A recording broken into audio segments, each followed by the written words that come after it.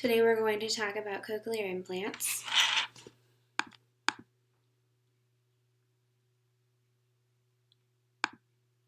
It's interesting, I was reading a newspaper recently.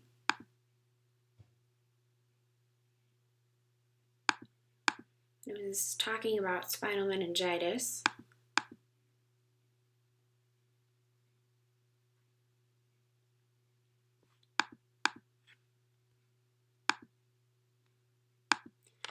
Spinal meningitis is fluid that develops around the brain.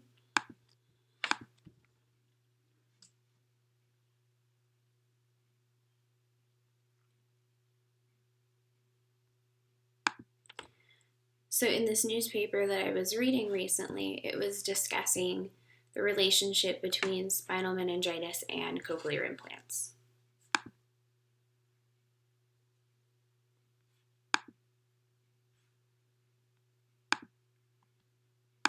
Something that is important to note is how close a cochlear implant is to the brain and how invasive it is when installing.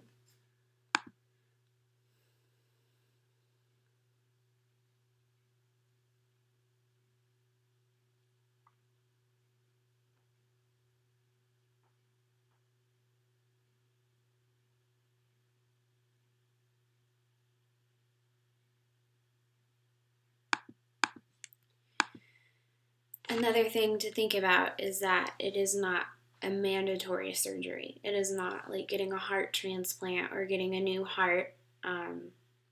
There are lots of surgeries that significantly improve your quality of life, but with this,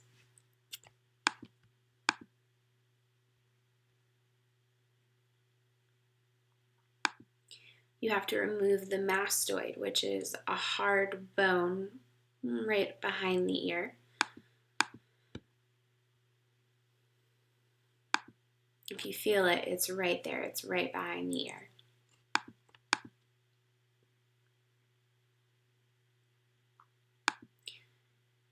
So when they're installing a cochlear implant, they have to go in and they have to remove the mastoid.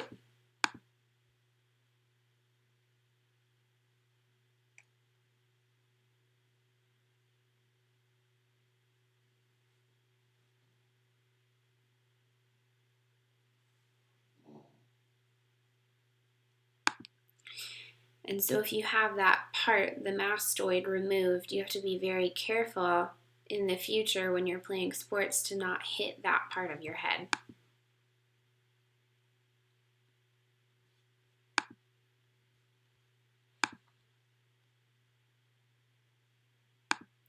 This isn't to say that there have been no positive experiences with cochlear implants. It does work for some people.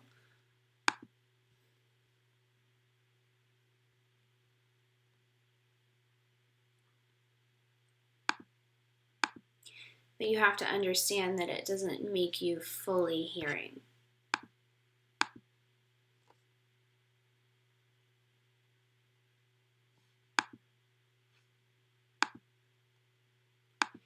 It is still difficult to distinguish words and background noises.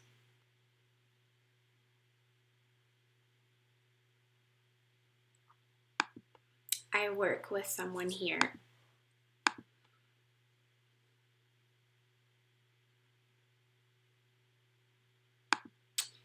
He graduated from Gallaudet University and he has a progressive hearing loss.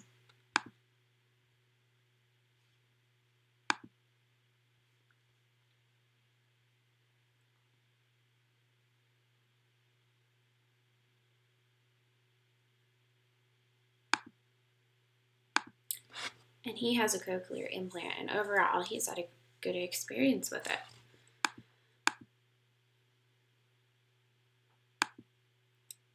He can make phone calls, he can talk on the phone, he can speak.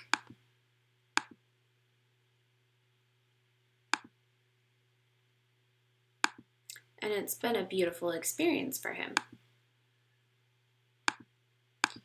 But I also know deaf people that have gotten cochlear implants, and for whatever reason, they just did not work for them. They did not like them, and they wound up not using them.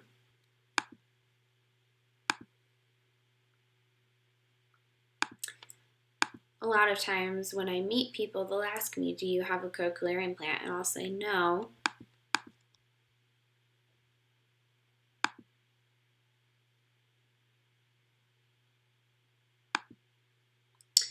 I want to be able to do things with my kids like swimming and have a really natural sense of communication. And I want to be able to do fun things like take them fly fishing.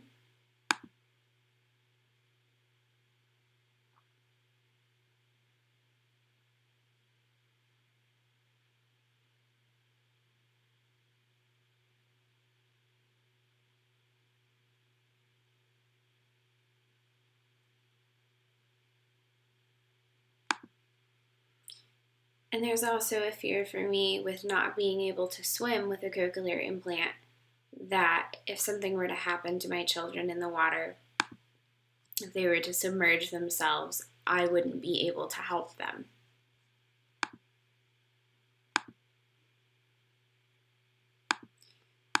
There's pros and cons, there's positives and negatives for getting a cochlear implant.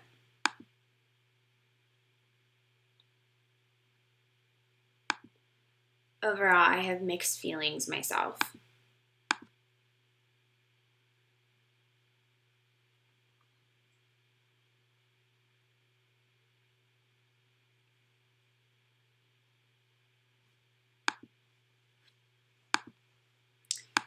I also read in a newspaper that there may be some sort of cover that's being developed so that you can cover that part of the cochlear implant almost like a swim cap.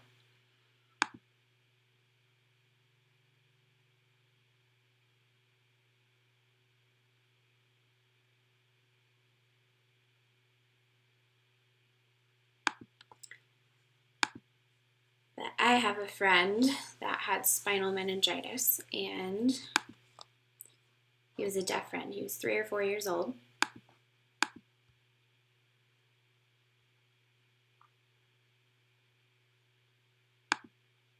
He was a really good friend of mine.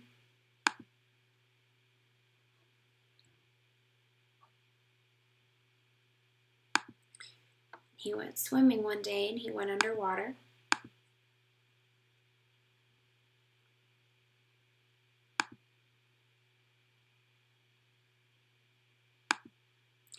And he had spinal meningitis, and spinal meningitis disrupts your balance.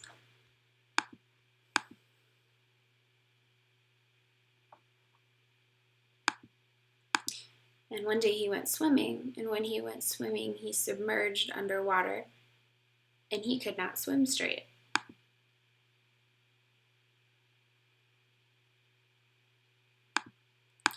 Overall, it's been an interesting experience learning about cochlear.